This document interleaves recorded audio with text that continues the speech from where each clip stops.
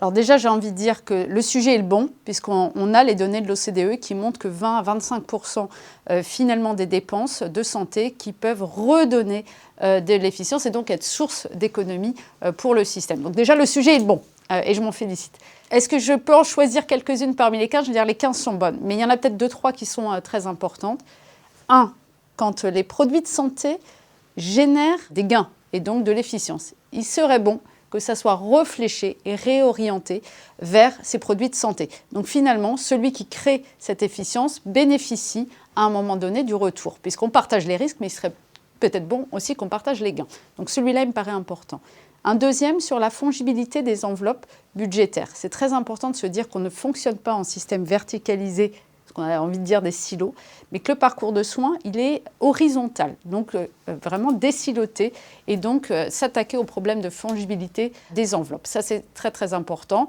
Et puis le troisième que j'ai envie de prendre, c'est la pluriannualité, puisque notre, finalement, secteur a une recherche et développement très onéreuse, très risquée, mais aussi des investissements industriels sur le long terme. Le temps industriel est long.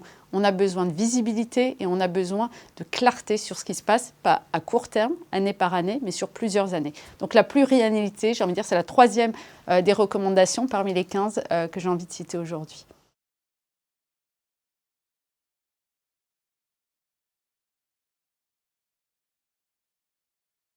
Alors d'abord, en termes d'efficience, nous, industrie de santé, on est pleinement acteur, on se considère et on est vraiment acteur dans la santé. Et donc forcément, on pense pouvoir contribuer en termes d'efficience.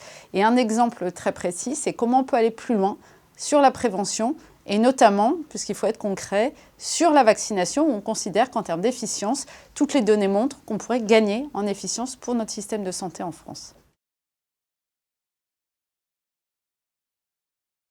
Alors, qu'est-ce que ça pourrait apporter sur le plan sociétal ? En fait, plus d'efficience avec l'exemple concret de la prévention et de la vaccination. J'ai 2 exemples précis où on voit un impact direct pour la société. Un qui a été un grand succès, public, privé, le traitement préventif pour la bronchiolite. On sait que tous les hivers, quand il y a plusieurs épidémies en même temps, ce qui se passe tous les ans, engorgement au niveau des hôpitaux, et donc, bien évidemment, il faut gagner en efficience là. Et on a vu cet hiver, que finalement le traitement préventif pour la bronchiolite a permis d'éviter jusqu'à 6 000 hospitalisations. Un autre exemple peut-être un petit peu moins positif, et justement où est-ce qu'on va pouvoir agir ? La grippe. La grippe, c'est connu bien évidemment en termes d'impact à titre individuel, mais il faut le penser aussi à titre d'impact sociétal. Individuel, bien évidemment, au moment de l'épisode, on est malade. Ce qu'on sait moins, c'est que ça enclenche des comorbidités, à savoir plus de risques d'infarctus, plus de risques d'AVC et donc forcément plus de risques d'hospitalisation derrière, notamment chez les plus de 65 ans. La couverture est très très en dessous des recommandations de l'OMS. On est à peu près à 1 patient sur 2, un Français, parce qu'on n'est pas malade quand on va se faire vacciner, on est à 1 sur 2 à peu près. L'OMS recommande 75% de couverture. Donc là, typiquement, à titre individuel, on peut faire mieux. Et quel est l'impact pour la société ? C'est important, c'est que ce n'est pas que individuel. C'est-à-dire que la personne va finalement, quand elle est atteinte de la grippe, si elle a en plus ses comorbidités, entraîner pour la société des vrais problèmes, puisqu'on a un risque finalement de perdre son autonomie. Et là, on voit bien l'impact en termes de manque d'autonomie ou de perte d'autonomie d'un sujet âgé, tout l'écosystème qui va être impacté, et aussi repensons typiquement la consommation sur les antibiothérapies si on a des surinfections, etc.